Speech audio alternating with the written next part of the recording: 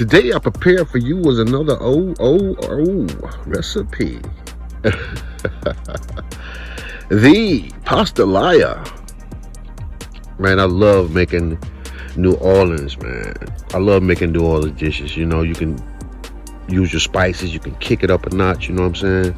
Take it to another level. You got your fresh vegetables, you got your hot spices. I feel like a kid in a candy store when I make a New Orleans dish. Let's get into it.